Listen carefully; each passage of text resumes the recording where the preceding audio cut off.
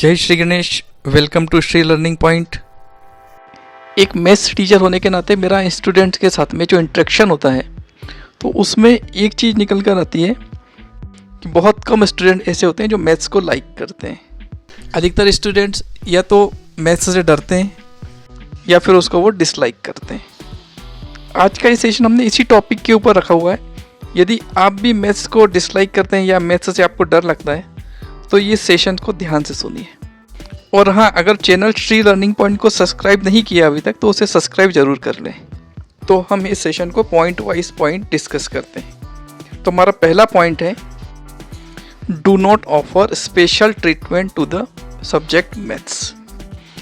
ये एक फैक्ट है कि हमारे टीचर्स, हमारे पेरेंट्स या हम लोग भी जब डिस्कशन में होते हैं तो हम मैथ्स को एक स्पेशल कैटेगरी देते हैं कि मैथ्स अच्छा होना चाहिए, मैथ्स में अच्छे नंबर आना चाहिए।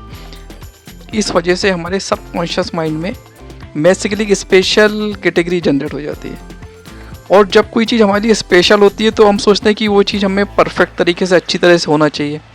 और जब हम उसे नहीं कर पाते तो एक फ्रस्ट्रेशन लेवल जनरेट होता है, जिसकी वजह से हमें या तो मैथ्स से डर लगने लगता है या फिर हम उसको डिसलाइक करने लगते हैं। तो सबसे पहले हमारे दिमाग में हमें ये लाना पड़ेगा कि मैथ्स से कोई एक स्पेशल सब्जेक्ट नहीं है, ये एक सेम सब्जेक्ट है जैसे आपके बाकी अदर सब्जेक्ट हैं। हम देखते हैं हमारे जो एग्ज़ाम होते हैं उस एग्ज़ाम में सारे सब्जेक्ट के जो टोटल नंबर होते हैं वो सेम रहते हैं। अगर मैथ्स 100 नंबर का तो साइंस भी 100 नंबर का, एसएसटी भी 100 नंबर का है, लैंग्वेज भी 100 नंबर्स की है। तो इसका मतलब अगर मैथ्स से मेरा कोई स्पेशल सब्जेक्ट होता तो वो ज़्यादा नंबर का होना चाहिए था, लेकिन ऐसा तो नहीं है। तो सबसे पहले हमें ये दिमाग में करना है कि मैथ्स एक सब्जेक्ट है और सेम सब्जेक्ट है जैसे बाकी दूसरे सब्जेक्ट हैं। हमारा अगला टॉपिक है, डर कर नहीं डट कर। डर का एक सिंपल नियम है कि किसी चीज़ से डर कर आप जितना भागोगे आपके मन में उसका डर उतना ही बड़ा होता जाएगा। यही मैथ्स के साथ होता है। बचपन से ही हमारे सबकॉन्शियस माइंड में मैथ्स के लिए एक अनजाना सा डर बैठ जाता है और वही डर धीरे धीरे बढ़ता रहता है। लेकिन जिस दिन आप डर से भागने की बजाय मुड़कर डर के सामने खड़े हो जाओगे, उस दिन मान लीजिए आपका 50% डर वहीं ख़त्म हो जाएगा। किसी डर को जीतने की पहली शर्त है कि उस डर के सामने डट कर खड़े रहना। तो अभी आप 10 सेकंड के लिए अपनी आंखें बंद कीजिए और विजुलाइज कीजिए कि आप मैथ्स के सामने खड़े हुए हैं और मैथ्स से कह रहे हैं कि आज के बाद मुझे आपसे डरना नहीं है। किसी भी प्रॉब्लम को आप एज ए होल देखोगे तो आपको प्रॉब्लम हमेशा काफ़ी बड़ी दिखाई देगी। इसलिए किसी भी प्रॉब्लम को सॉल्व करने का सबसे अच्छा तरीका ये है कि उस प्रॉब्लम को छोटे छोटे टुकड़ों में देखा जाए और उसके एक एक टुकड़े को सॉल्व करने की कोशिश की जाए। मान लीजिए आपके सामने 500 पेज की कोई बुक रख दी जाए तो बुक देख के आपको लगेगा कि अरे ये बुक तो इतनी बड़ी है, ये तो कैसे होगा, ये कैसे सॉल्व होगा। और वो बुक देखकर ही आपके मन में डर बैठ जाएगा कि इतनी बड़ी बुक कैसे सॉल्व होगी, और वहां से आप उसको शुरुआत भी नहीं कर पाएंगे। इसलिए सबसे अच्छा तरीका है कि 500 पेज की बुक न देखकर उसके एक एक चैप्टर को या एक एक टॉपिक को देखा जाए और उसको जब आप समझने की कोशिश करेंगे तो धीरे धीरे आप बुक भी पूरी क्लियर कर लेंगे और आपको पता भी नहीं पड़ेगा। यही करना है हमें मैथ्स के साथ में।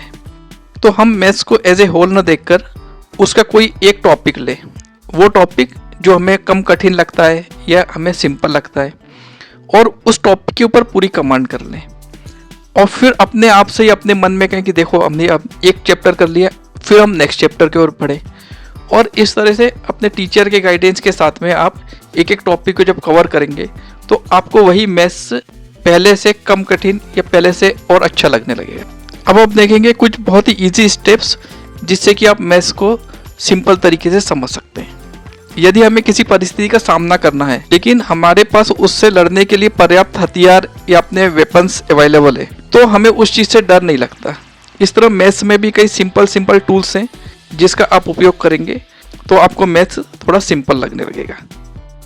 पहला टूल है मैथ्स के फॉर्मूलाज। मैथ्स के जितने भी फॉर्मूलाज हैं उसको आपको एक अलग कॉपी में समराइज करके लिख लेना चाहिए और उसको बिल्कुल पक्की तरह याद कर लेना चाहिए, क्योंकि अगर आपको मैथ्स के फॉर्मूलाज याद होंगे तो आप प्रॉब्लम्स को बहुत ईजी तरीके से सॉल्व कर सकते हैं। मैथ्स का दूसरा इंपॉर्टेंट फैक्टर है कैलकुलेशन। आपका कैलकुलेशन जितना परफेक्ट, जितना एक्यूरेट और जितना फास्ट तरीके से होगा आपके लिए मैथ्स उतना ही सिंपल रहेगा। तो मैथ्स समय में कैलकुलेशन की, जिसमें सबसे ज़्यादा सम और मल्टीप्लाई, इनका आप जितना ज़्यादा प्रैक्टिस करेंगे उतना आपके लिए सिंपल रहेगा। मैथ्स सीखने में कंसंट्रेशन का बहुत रोल होता है। तो जब भी आप किसी टीचर के साथ मैथ्स को समझ रहे हैं तो आप उस समय कंप्लीट कंसंट्रेशन के साथ में उसको समझें, और एक बार आपको वो चीज़ समझ में आ गई तो वो फॉरएवर आपके लिए रहेगी। साथ ही जब कोई आप प्रॉब्लम को सॉल्व करते हैं तो उस समय भी कंसंट्रेट करके सिर्फ उसी प्रॉब्लम की तरफ फोकस करें, जिससे कि आप उसको एक्यूरेसी और फास्ट तरीके से सॉल्व कर सकते हैं। मैथ्स का एक एडवांटेज ये होता है कि मैथ्स में एक ही प्रॉब्लम को 2-3 तरीके से सॉल्व किया जा सकता है। तो आप अपने टीचर की हेल्प से वो तीनों ऑप्शंस को ट्राई कीजिए, और उसमें फिर आपको जो सबसे अच्छा प्रोसेस या सबसे आपके लिए इजी प्रोसेस लगे उसको एडॉप्ट कीजिए। तो अभी के लिए इतना ही। नेक्स्ट सेशन में हम इन्हीं टूल्स के बारे में थोड़ा डिटेल में बात करेंगे। यदि ये वीडियो पसंद आया हो तो इसे लाइक करें और चैनल श्री लर्निंग पॉइंट को सब्सक्राइब जरूर करें। धन्यवाद।